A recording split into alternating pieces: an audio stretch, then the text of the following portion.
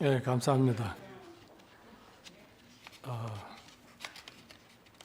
제가 이제 조금 어려운 말을 많이 해서 부드럽게 하려고 경품을 걸었는데 이게 협찬이 들어와가지고 오늘 또 어쩔 수 없이 김혜경 자매하고 또 김은지 자매가 협찬을 해가지고 경품이 지금 6개나 됐습니다. 그래서 김혜경 자매는 이제 지난번에 프랑스 파리에서 온 과자 그걸 했고, 김은지 자매는 역시 좀 의사라서 뭐가 좀 격조가 달라서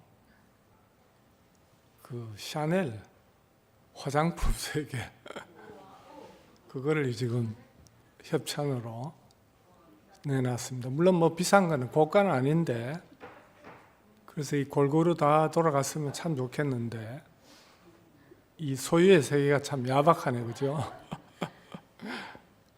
참 은혜의 세계 같으면 다 나누면 좋겠는데, 그래서 이거는 그냥 과자는 나눠 드시고 화장품은 받으셨다가 더 귀한 분에게, 필요한 분에게 주시면 되겠습니다. 예. 그리고 또 질문을 해서 맞추신 분들에게는 먼저 과자를 먼저 드리고 순서를 바꿔가지고 마지막에 그 질문을 하시는 분 3분에게 화장품을 드리겠습니다. 뭐 무슨 질문이라도 괜찮습니다. 왜냐하면 이게 왔다 갔다 해야 되는데 그래야 이게 순환이 막 일어나죠. 그래서 뭐 어떤 질문이라도 괜찮으니까 한 단원 딱 끝나고 질문 뭐 하실 거 그러면 하신 분에게 드리겠습니다. 그리고 아직 그 협찬한 그 화장품은 아직 남아 있으니까 다음번에도 한 번 더 쓸 예정입니다. 자, 이 두 자매에게 먼저 감사를 드립니다. 자, 우리가 이제 구속복음의 기원은 뭐 우리가 보통 일반적으로 이제 창세기에서 많이 찾았잖아요. 그런데 우리의 가까운 이제 근원인 신약에서 과연 우리의 구속복음이 어떻게 발생했던가 그 근원을 한번 추적하는 시간이 되겠습니다. 그래서 첫 번째 질문은 왜 그리스도와 함께라는 표현이 복음서에는 없죠. 바울의 초기 서신 요 이는 빼고 서신에서 폭발적으로 등장하는가? 그 이유가 뭐냐? 그리고 그 발견 이후 복음은 어떻게 전환되는가? 이제 이게 첫 번째 질문입니다.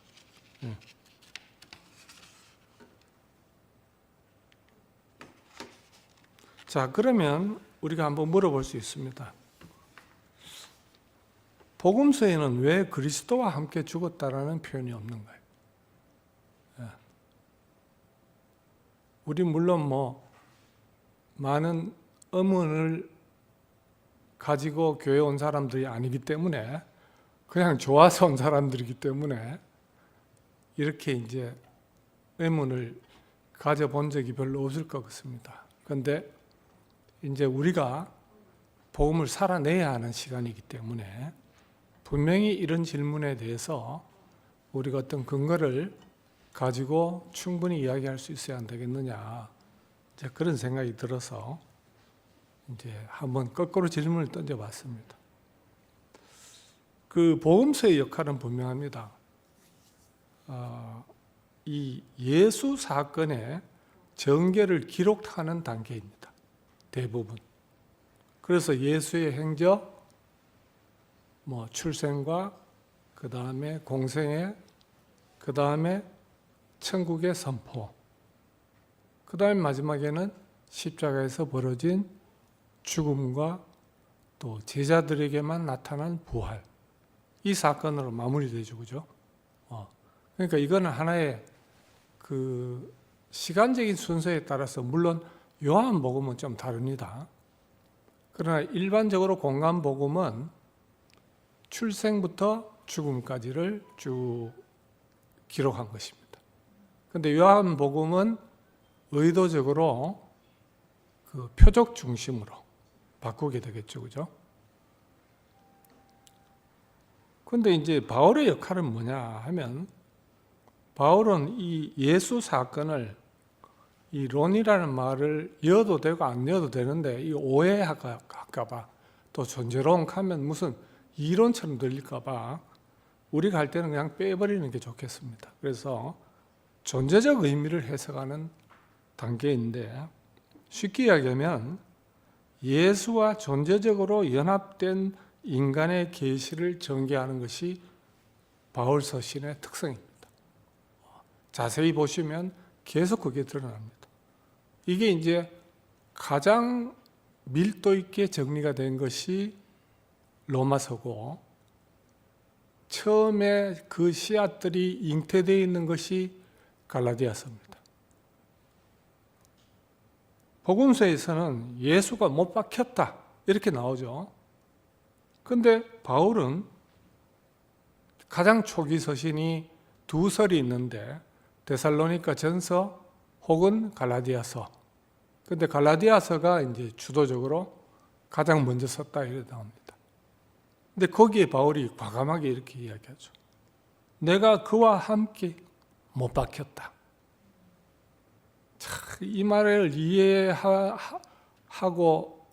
우리가 교회 생활을 했다라고 생각을 했지만, 지금 와서 생각해 보니까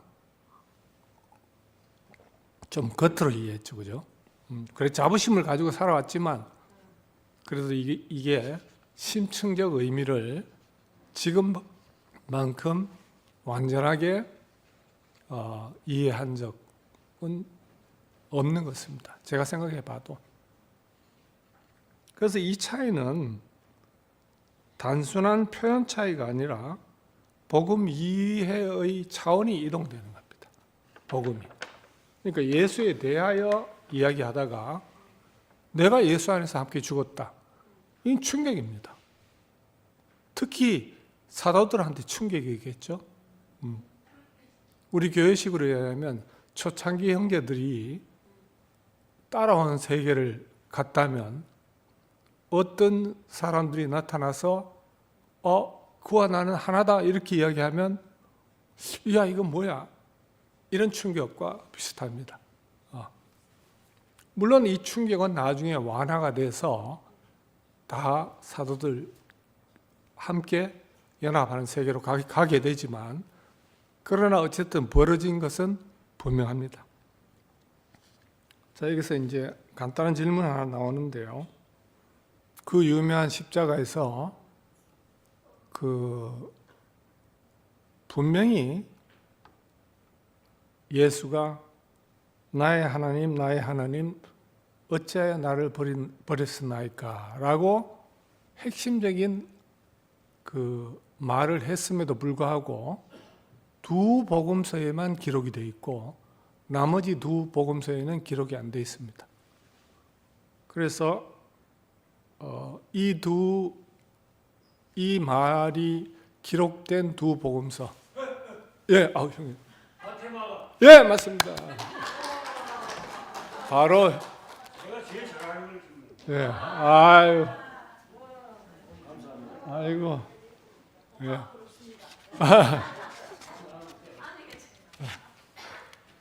준비된 사람입니다. 준비된 사람. 자, 그러면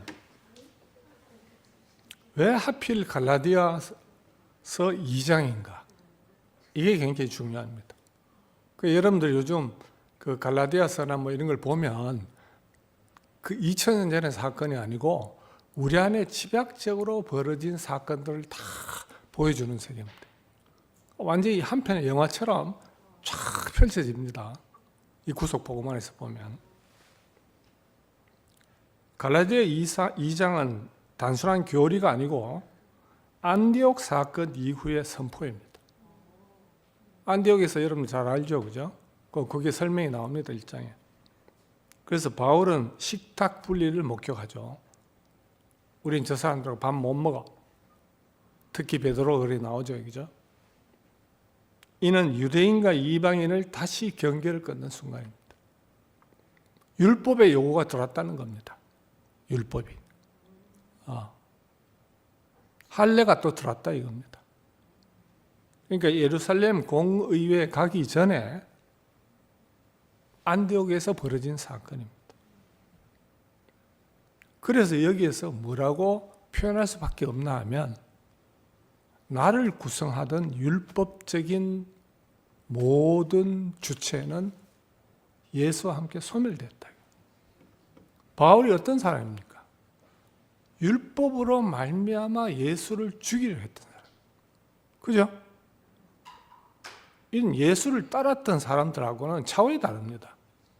율법이 자기 정체성이 된 사람입니다. 율법 빼면, 자, 바울의 이제, 당신은 누구십니까? 하면 바울에게 예수를 만나기 이전 바울 당신은 누구십니까? 하면 자, 이어서 퀴즈 나갑니다. 베냐민 지파 맞죠? 바리새이 맞죠? 무슨 문화? 가멜리아 문화. 손은 이영 형님 제일 먼저. 이영 형님 예 맞아 예 오세요. 손든 수 아니야 뒤에서 먼저 들었어요.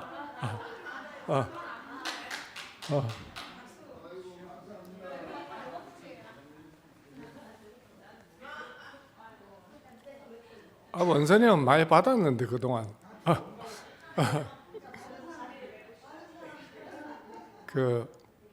그러니까 그 바울의 정체성을 구성하는 것은 딱 이 세 마디입니다. 그렇겠죠?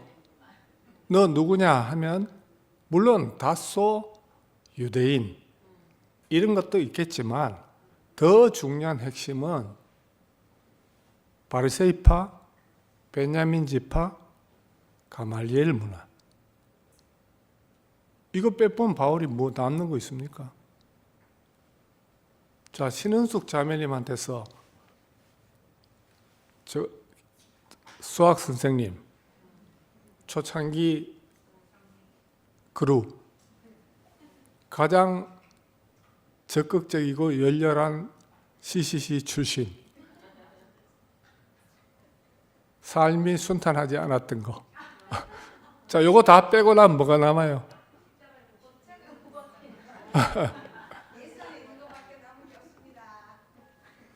남는 거는 프레시밖에 안 남습니다. 프레시. 예. 예, 살. 근데 그 살도 이제 별로 이제 말라가지고 더 쓸모가 없죠. 그게 이제 결국 존재와 운명만 남는 거죠. 그 바울이 아라비아로 간 까닭은 자, 세 번째 질문입니다. 자, 달마가 서쪽으로 간 까닭은 비슷하게 바울이 아라비아로 간 까닭은 이건 추측이기 때문에 뭐 정답은 없습니다만 갈라디아서에 많은 정보가 사전되어 있습니다. 바울이 아라비아로 간 까닭은 뭐겠습니까? 뭐 아무렇게나 이야기하셔도 돼요. 예, 맞습니다. 넓은 의미에 맞습니다. 예. 그러니까 왜 손을 안 듭니까? 쉬우면 안 됩니까? 아니, 왜냐하면 이제 명상설, 은둔설도 있어요. 근데 이제 바울이 복음을 전했다라는 것은 명백하게 나오는 게 거기에 그 나라 왕국이 있습니다. 나타 무슨 왕국이 있는데 요거는 뭐냐면 이스마엘의 후손이 설립한 왕국이에요. 그런데 이 왕국의 고관이 고린도서에서 보면 다메섹까지 와서 바울을 감시했다라는 구절이 나옵니다. 그러니까 바울이 아무 일도 안 했다면 거기에 사막에서 명상을 하고 은둔을 하고 거기에 나오는 비유적인 시내산에서 모세와 같은 계시를 받았다면 그런 것이 나올 리가 없죠, 그죠? 그래서 거기에 이제 또 묘한 이야기가 나옵니다. 과연 아라비아에 시내산이 있었는가? 우리가 아무리 지정학적으로 봐도 아라비아에 뭐 시내산이 있는 거 아니죠, 그죠? 그래서 바울은 비유로 이야기합니다. 그리고 하갈을 이야기하고 시내산을 이야기하고 그 다음에 종을 이야기합니다. 율법을 이야기하고 종을 이야기하고 그 평행을 하죠. 사라를 이야기하고 자유자를 이야기하고 해방된 사람을 이야기합니다. 이렇게 딱 갑니다.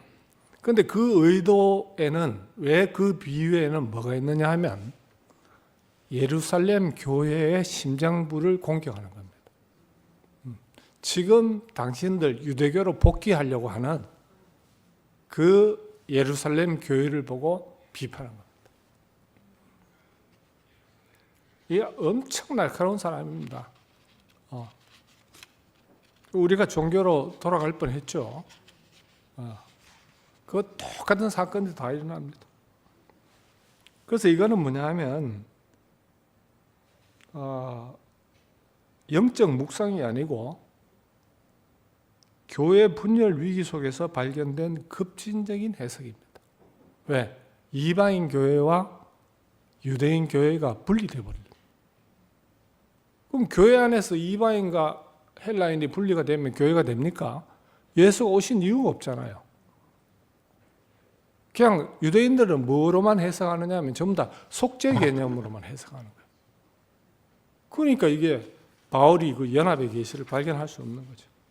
이제 조금 빨리 나가겠습니다. 그래서 바울이 발견한 것은 아주 독특합니다. 십자가의 본질은 예수 개인의 고난이 아니다. 그래서 바울에게서 새 옷, 새 사람 이런 개념이 나오게 됩니다. 바울 서신에서. 자, 십자가는 새로운 인류가 탄생하는 장소입니다. 그 이후에 이제 이것을 사도들이 다시 역으로 받아들이죠. 또 중요한 건 우리는 뭐 너무 쉬운 이야기지만 이 기독교인들은 너무 어렵습니다. 그 사건 안에 나도 포함된다. 갈라디아에서 이야기했지 않습니까? 그래서 복음은 외부 사건이 아니고 인류의 참여 사건이고 이것이 바로 바울 서신의 혁명입니다. 특히 갈라디아서. 자, 그리스도와 함께 이후에 복음은 어떻게 전환되느냐 하면 분명히 성사 안에 내오는 복음은 이렇게 전환됩니다. 대속 중심에서 연합 중심으로, 도덕적 모방에서 존재적인 전이 이동으로, 그 위치 이동입니다. 경계 유지에서 경계 붕괴입니다. 어떤 경계냐? 소위 말해서 인간과 인간 사이에 치어졌던 모든 장벽이 다 붕괴되는 것입니다. 그 밑에 뭐 정확한 규절은 갈라디아서 3장 28절입니다. 여기에서 그러면 다음 문제입니다.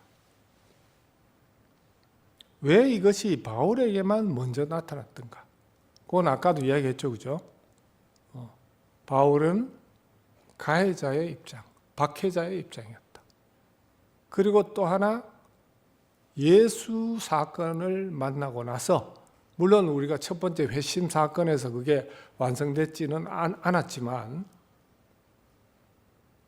예수를 발견하는 순간, 예수의 정체성을 발견하는 순간 자기가 끝날 수밖에 없죠. 왜? 자기를 유지했던 모든 가말리엘 문화, 바리새이파, 베냐민 지파가요 얼마나 자부심이 강한 지파인지 지난번에 말씀드렸죠. 왜? 예루살렘 구역이 베냐민 지파 땅입니다. 난 서울내기다 이 말입니다. 쉽게 이야기하면. 당신들은 다 지방 사람이야 이래. 난 수도권이야 이래. 영적인 수도권이다. 그런데 그것도 다 무너지는 겁니다.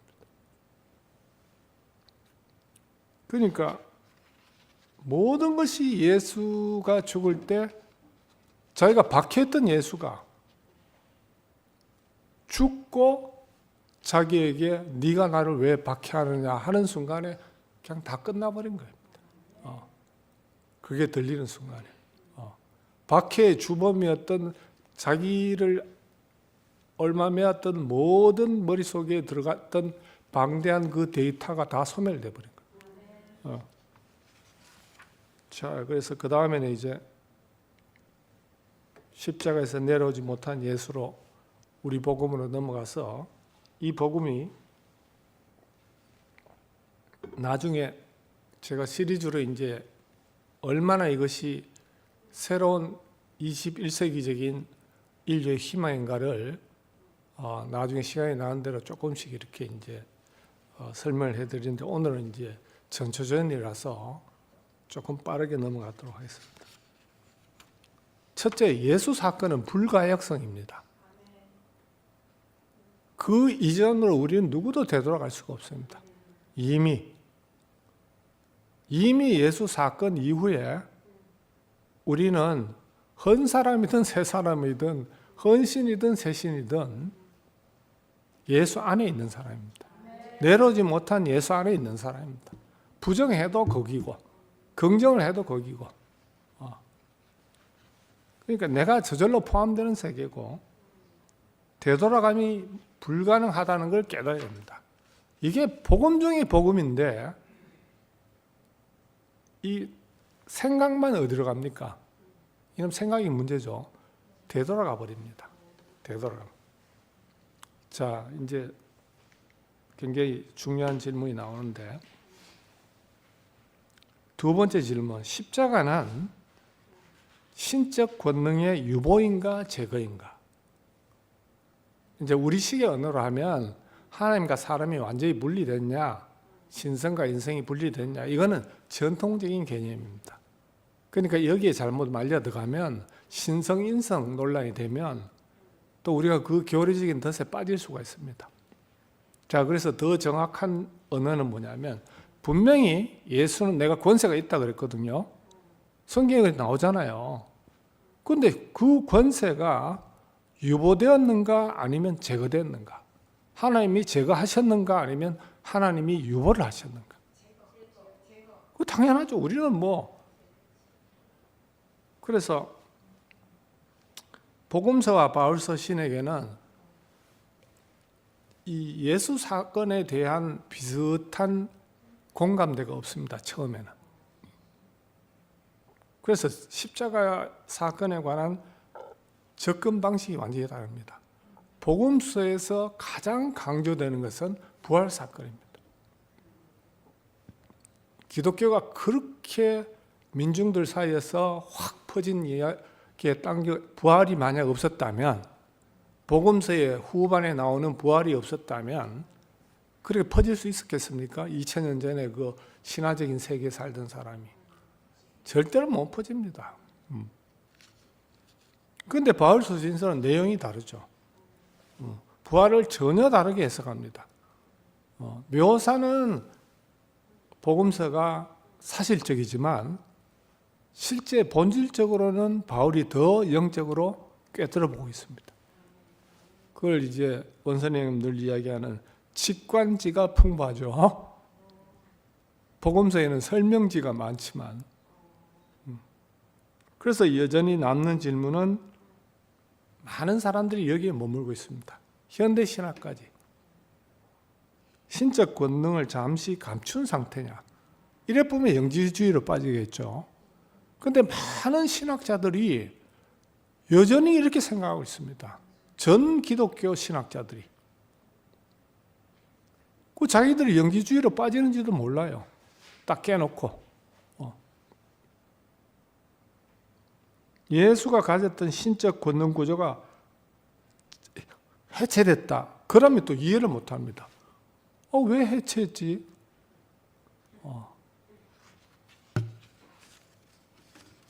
그래서 이 권능의 유보는 뭐 아시다시피 전통적으로 가장 강력합니다. 아직까지.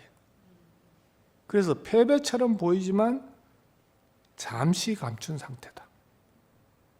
그래서 이 독해는 뭐냐면 요한복음 10장 18절에 아무도 내 생명을 빼앗지 못한다. 이걸로 딱 연결시킵니다. 내 권능은 하나님이 잠시 유배했을 뿐이지 살릴 권세도 있고 죽을 권세도 있다. 이렇게 연결해버립니다. 이 성서의 규절을 누가 어떻게 연결하느냐에 따라서 내게 도달하는 파장이 달라집니다.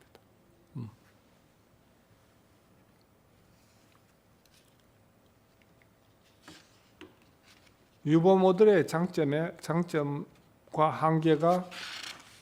한계는 뭐냐면 신성을 온전히 보존하겠죠. 그런데 이 문제는 우리 냉정하게 현대적으로 이야기하면 십자가는 실패가 아닌 전략으로 이해합니다. 술수란 말입니다. 술수. 기만전선. 짜고 치는 고돌이. 이거 노골적으로 내가 하는 말이 아니고 세계적인 철학자들이 지금 비판하는 게 이런 모델입니다. 두 성부 성자 사이에서 은밀한 거래가 있었다 이거라. 네 부활시켜 줄 테니까 니는 나 어찌하여 나를 버리시나이까 이야기해라. 그러면 이제 인류의 구원자로 네가 되고 나는 그 구원자의 하나님이 되리라. 각본입니다. 각본. 그러니까 결국 십자가는 하나의 통제된 무대가 되고 맙니다. 고난은 연출된 약함으로 축소될 위험이 있고 인간과의 완전한 연합이 약화가 아니라 사실 없어지죠. 여기에서 어떻게 이건 조금 온건하게 이야기했지 어떻게 연합하겠습니까? 자, 권능의 제거는 실제적인 비움이고 여기서 이제 제일 헷갈리는 게 뭐냐면 빌립보서 2장의 바울이 자기를 비우사 동등함을 취하지 않고 여기서 다 헷갈려 버립니다. 신학자들은 교묘하게 이거를 다 맞춰서 예수는 원래 신이었는데 동등함을 취하지 않고 종의 형체로 자기를 비운다 이렇게 얘기하는데 이 비움이라는 것은 위장이 아닙니다. 그러니까 이 전능을 들고 내려온 하나님의 자발적인 권위 약화가 아니고 더 이상 권능을 통해 그 하나님이 십자가 사건에서 더 이상 권능을 행사 안 하시기로 한 사건입니다. 왜냐하면 그래야지만 우리가 다 알다시피 사람의 위치를 회복해서 아들로 위임할 수 있기 때문에. 자, 이래 되면 부활도 또 달라집니다. 유보 모델은 뭐냐면 감추었던 능력의 재등장이고 제거 모델은 권능이 지배가 아닌 생명의 분배로 존재하는 방식이 출현되는 겁니다. 내려오지 못한 예수 안에서 연합하면 뭐가 출현하느냐? 생명으로 존재하는 방식이 출현됩니다. 그래서 이 부활을 어떻게 이해하느냐에 따라서 기독교의 본질이 달라집니다. 자, 이제 뭐냐면 3세기부터 왜곡된 기독교의 본질이 제자리로 돌아가는 시점입니다.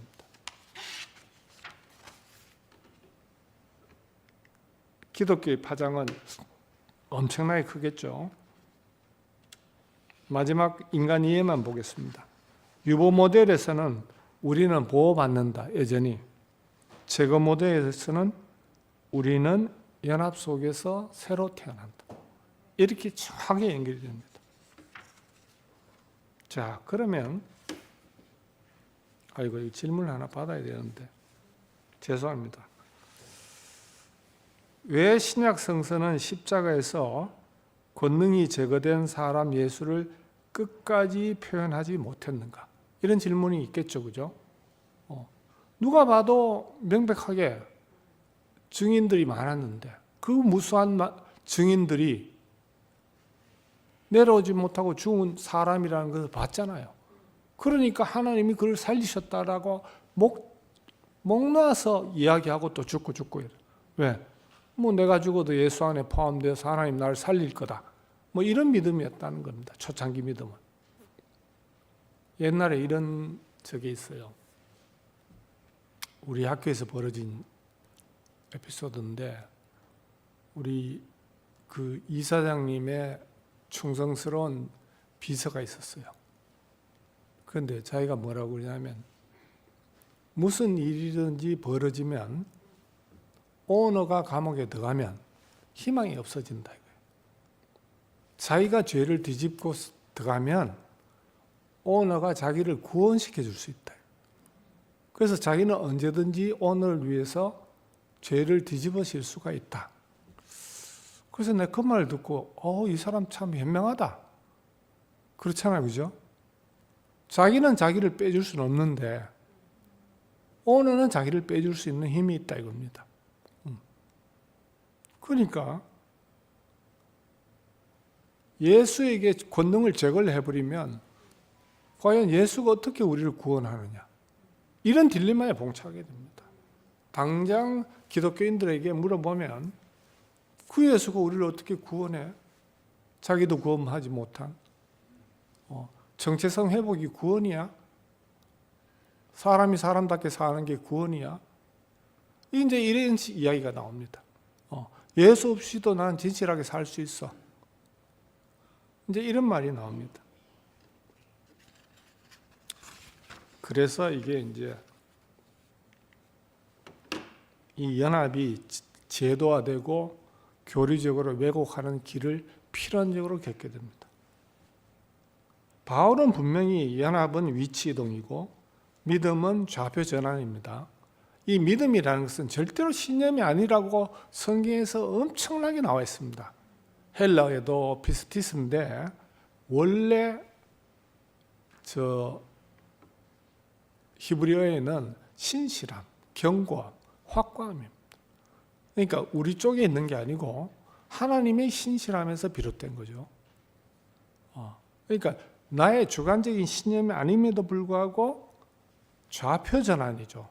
누구? 나에게서 하나님의 신실하심으로 바꾸는 겁니다. 그런데 제도화된 교회가 이제 나타나면서 가르칠 수 있는 구조를 만들어내야 됩니다. 그 다음에 규정 가능한 조건이 생깁니다. 판별 가능한 경계. 그래서 로마 가톨릭이 전부 다 이런 얘기예요.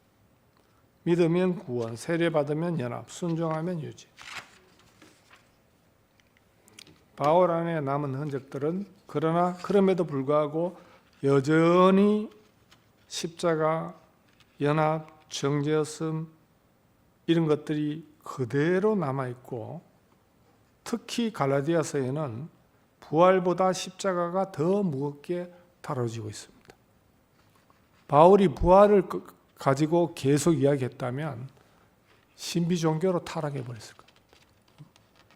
그러나 죽음을 또 끝까지 연합의 상세한 좌표를 발견할 이야기를 못했기 때문에 교리 종교, 제도 종교로 변모가 되어버렸습니다. 자, 여기서 이제 질문을 하나 받겠습니다. 이때까지 말씀드린 것하고 이제 결론으로 가기 전에 이때까지 이제 들었던 것 중에 혹시 꼭 이전만큼은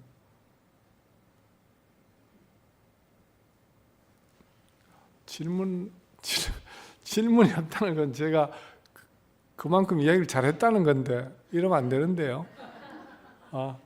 이해가 안 되는 부분이 좀 있어야 되는데.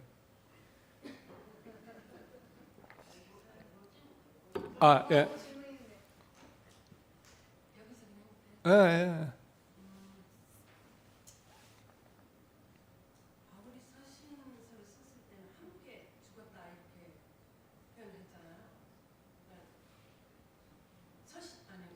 복음서에 없는 그 말을 했는데 그럼에도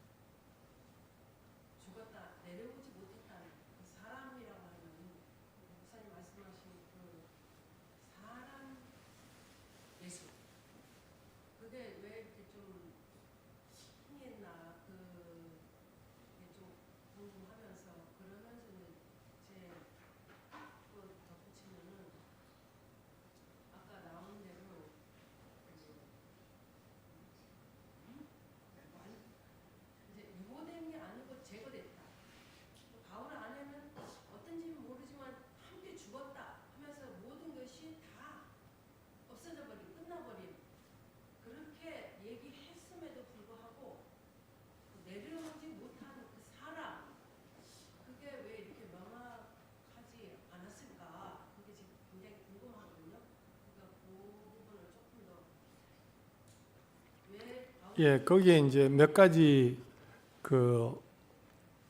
뭐 학자들 견해는 아니고요. 일반적으로 우리가 생각할 수 있는 몇 가지 한계가 있는데, 첫째는 그 당시 고대 언어의 한계입니다.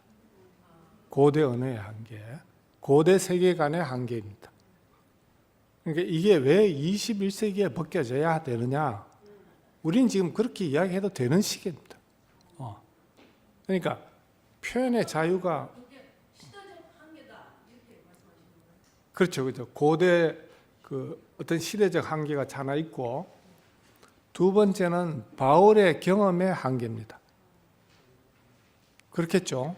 사람은 자기 체험만큼만 표현할 수 있으니까 바울이 거기에서 자기가 율법은 이미 끝났지만 그럼에도 불구하고 바울에게는 뭐가 남아있나 하면 율법적인 권면이 남아있습니다.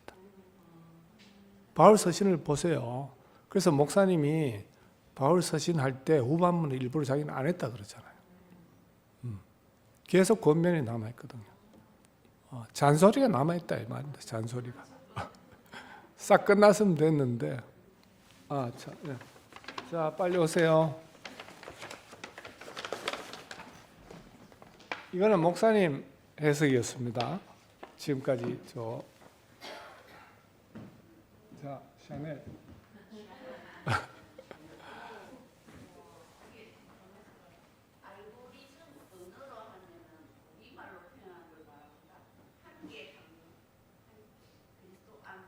예, 바울 서신을 이제 알고리즘 언어하면, 알고리즘은 정해진 규칙에 따라서 절차가 수행되는 것을 알고리즘이라. 그렇죠. 요게 이제 두 알고리즘이 있을 수 있어요. 그리스도 안에서, 아담 안에서. 그러면 아담 안에라는 알고리즘에는 그렇게밖에 실행이 안 돼요. 어떻게? 생존의 알고리즘으로. 근데 그리스도 안에서는 알고리즘이 어떻게 구현이 되냐면 생명의 알고리즘. 이걸 내가 다음 기회에 한 번 더 상세하게 이야기하려고 했는데, 첫 번째 차이는 있습니다.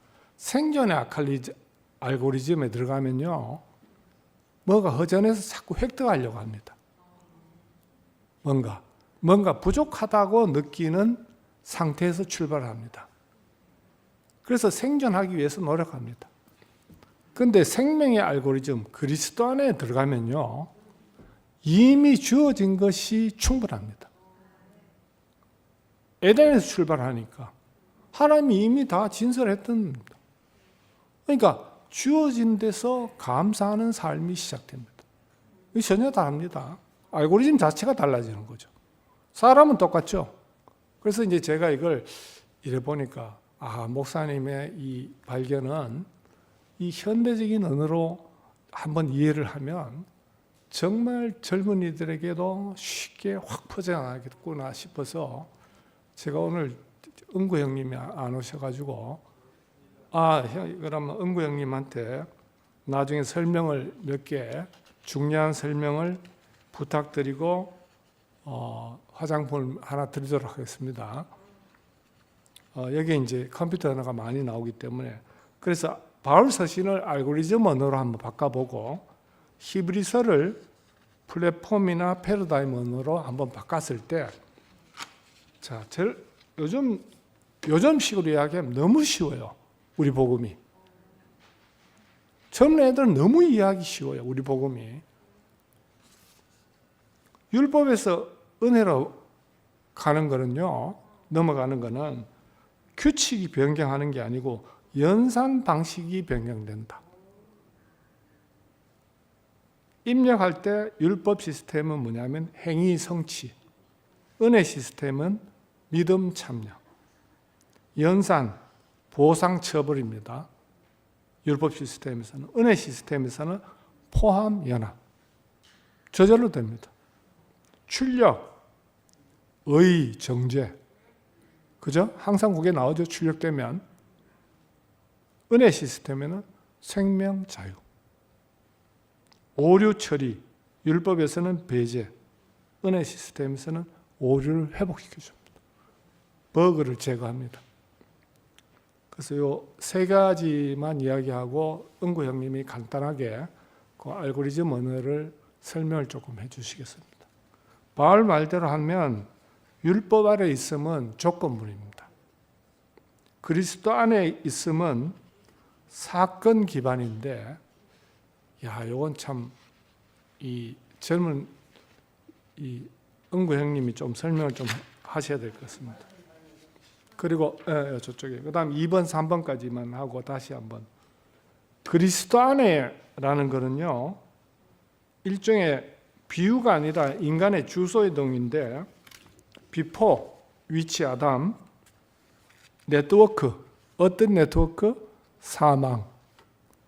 게임 중독하면 어디로 갑니까? 결국 자폐증으로 가죠. 똑같습니다. 프로토콜, 이 프로토콜이 좀 어려운 말입니다.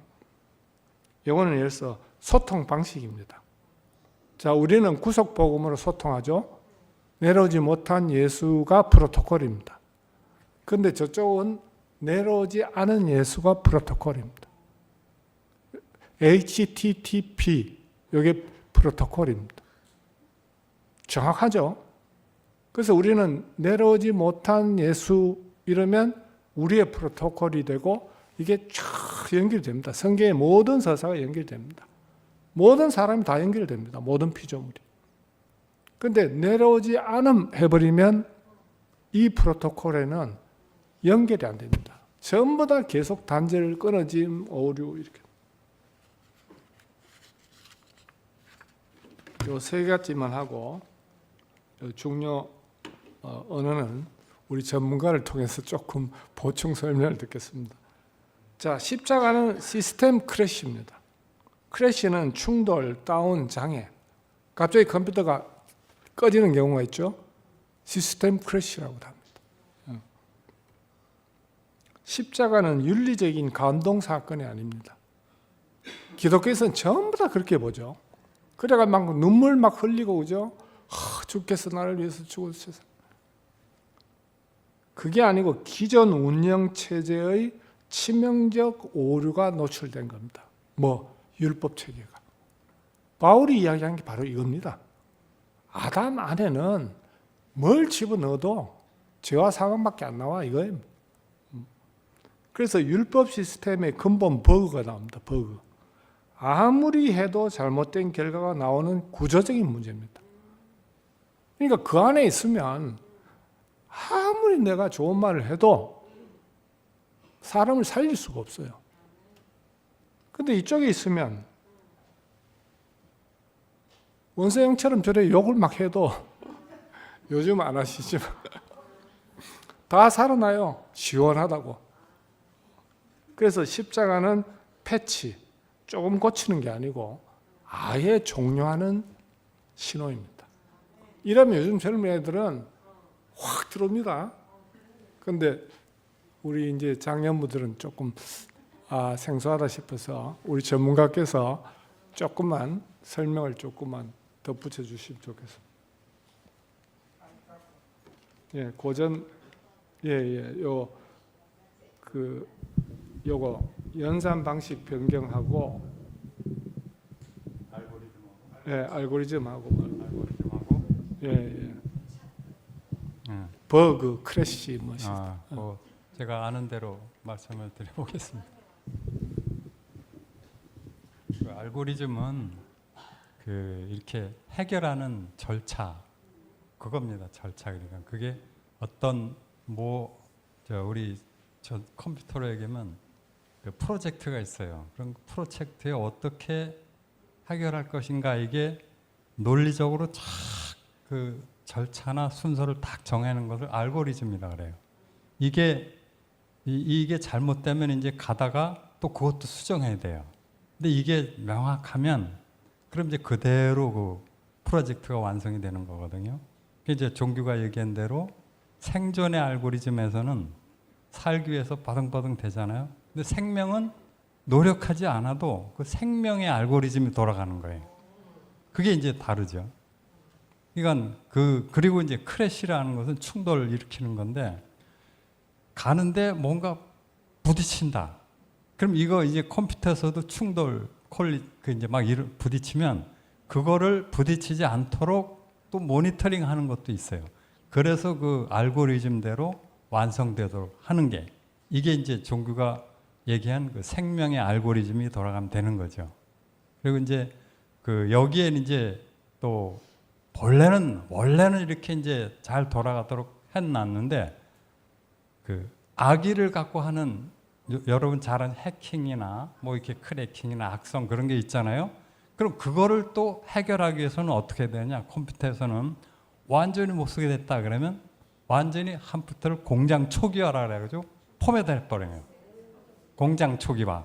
그러니까 우리는 이 잘못 돌아가는 인생이 있다? 이건 어떻게 돼요? 공장 초기화를 해야 되는 거예요. 그러면 공장 초기화 원래 그 사람으로 돼서 다시 이제 거기서 시작이 되는데 이거 현대적인 언어로 바꾸다 보니까 요즘에 AI에서도 이제 그런 걸 다 정보를 제공하잖아요.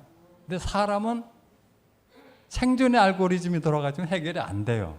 근데 생명의 알고리즘이 돌아가도록 한 목사님 얼마나 감사한지 마치겠습니다. 멋진 해석이었습니다. 예. 이래 이제 각자 자기 전공 분야를 연결해 가지고 우리 복음을 확장할 수 있습니다. 그러니까 저는 이제 잘 모르지만 자, 그다음에 이제 빨리 마치겠습니다. 히브리서는 또 바울 서신 다음에 히브리서가 나왔다는 거 지난번에 말씀드렸죠. 그 히브리서는 바울 서신이 교리화되고 제도화할 수 있는 여러 요소가 남아 있었다면 히브리서는 그것을 싹 없애는 겁니다. 그래서 가장 교회에서 불편한 책이 히브리서입니다. 히브리서로 별로 말씀을 안 합니다. 히브리서의 핵심 프로토콜이 뭐냐 하면 영도 안 보내. 우리로 말하면 즉시 보고. 영도 안 보내 끝난 거예요, 그냥. 이건 패러다임이 완전히 바뀐 겁니다. 그래서 그 이전에는 뭐 히브리서의 언어로 핵심만 이야기하고 빨리 하고 마치도록 하겠습니다. 히브리서의 언어로 말하면 지상 시스템은 베타 버전, 하늘 시스템은 프로덕션 환경. 이거는 뭐냐면 실제 삶이 돌아가는 환경이에요. 자, 우리가 지금 자세히 보세요. 우리는 생각 속에는 그림자 환경 속에 살고 있어요. 그래서 항상 불안이 있죠. 아유, 내가 없으면 우리 애가 어떻게 돼? 또 우리 형제가 아프면 어떻게 돼? 우리 자매가 내 육신이 어떻게 돼? 우리 교회 사람들이 점점 줄면 어떻게 해? 이 귀한 복음을 이 전부 다 그림자 알고리즘, 그림자. 베타 버전. 근데 이 하늘 시스템은요, 실제 삶이 돌아가는 자리입니다. 실제로 우리가 다 뭐냐면 내려오지 못한 예수 안에서 돌아가고 있습니다. 그걸 보는 게 중요합니다. 다 자기들만큼 분수와 한계를 초월할 수가 없습니다. 저는 저 이상 이야기할 수 없습니다. 저 이상 이야기하면 머리가 폭발하겠죠. 그래서 저는 저만큼만 이제 다운해가지고 이야기합니다. 그래서 과부하 걸리기 전에 빨리 넘어가야 돼요. 자, 히브리서의 중요성은 뭐냐면 제사장에서 아들입니다. 이거는 직무 교체가 아니고 권한 구조가 재편되는 겁니다. 제사장의 직분하고 아들의 직분은 상대가 안 되죠. 뭐 왕 같은 제사장 뭐 좋은 말이 있지만 최고로 좋은 말은 뭡니까? 아들이죠, 아들. 아들은 뭡니까? 상속자입니다. 제사장은 뭡니까? 하나님을 대신해서 사람을 대신해서 하나님에게로 나가는 자. 제사장이죠. 왕은 하나님을 대신해서 사람에게 오는 자. 그거 다 베타 버전입니다. 근데 여기는 뭐라고 얘기합니까? 아들, 상속자입니다. 그러니까 우리가 중재 구조에서 상속 구조에 편입되는 사건입니다. 그게 대박 난 거죠. 우리 예를 들어서 아버지가 갑자기 그 비트코인을 모르게 샀는데 죽었단 말이에요. 근데 상속을 또 받으려고 가보니까 옛날에 비트코인 처음에 얼마 했습니까? 처음에 나올 때 은구형 얼마 정도였어요? 그렇죠. 더 떨어질 때는 한 100만 원 이랬어요. 근데 지금 어떻습니까? 1억이죠. 기본이. 그러니까 아들하고 그 중개자가 뭐 비트코인 중개료 아무리 받아봐도 얼마 받겠어요? 10% 받겠어요? 근데 아들은 어떻습니까? 다 내 거예요. 비트코인은 상속세가 있습니까? 상속세법이 아직 없어요. 그래서 마지막으로 우리가 포함됐다는 것은 늘 우리가 잘 아는 거니까 이거는 일종의 프로세스 병합입니다. 지난번에 말씀드린 것처럼 한 근원에서 났다. 이것은 너의 삶과 그의 삶이 하나로 엮였다. 이런 의미입니다.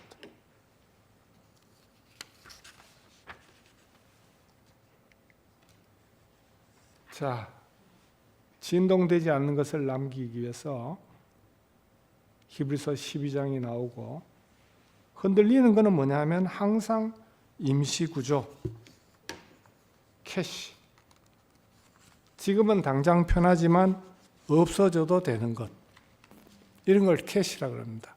그러니까 컴퓨터 안에서 캐시들을 그 레지스트리 안에 캐시 정리를 주기적으로 해야 되는데 못하면요 시스템이 버벅버벅거리고 잘 안 돌아갑니다.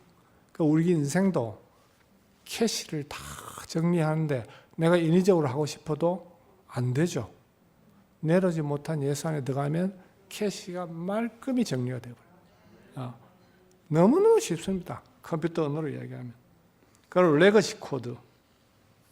예전에 잘 돌아가서 아직도 붙잡고 있는 방식들이 많을 겁니다. 그 인간이니까 어떡하겠어요? 다 있죠.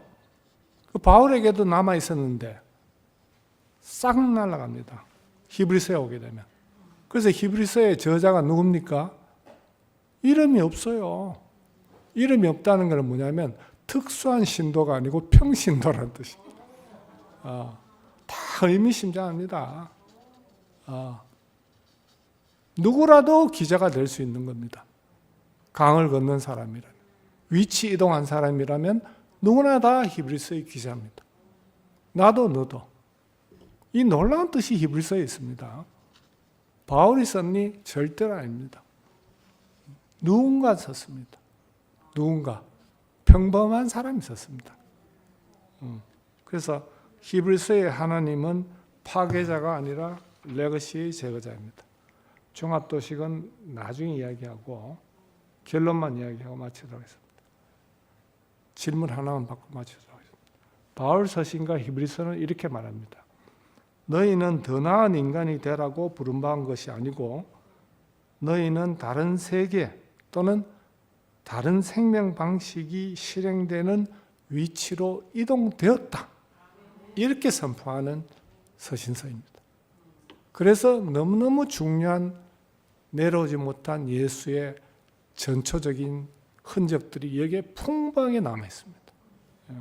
시간이 가면서 우리가 성경 안에 남아있는 이 사실적인 잔해들을 다 복구해서 영구한 도성으로 함께 나아가기를 원합니다. 마지막 질문 하나만 받겠습니다. 뭐 아무거나 해야지. 그래도 빨리. 누나.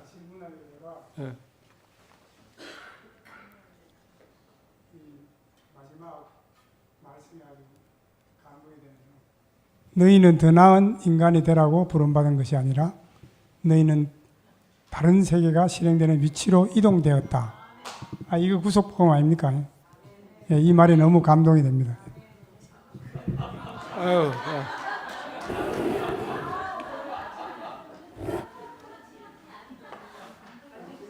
뭐 질문일 수도 있고 다음 주제는 시간이 되면 제가 이제 구속복음 안에서 하나님의 형상이 어떻게 회복되는가를 목사님 제게 된 유지입니다. 성경 전체를 간략하게 쉽게 요약해서 정리하라는 유지가 있었기 때문에 시간이 된 대로 조금씩 하겠습니다. 살아있는 한. 자, 감사합니다.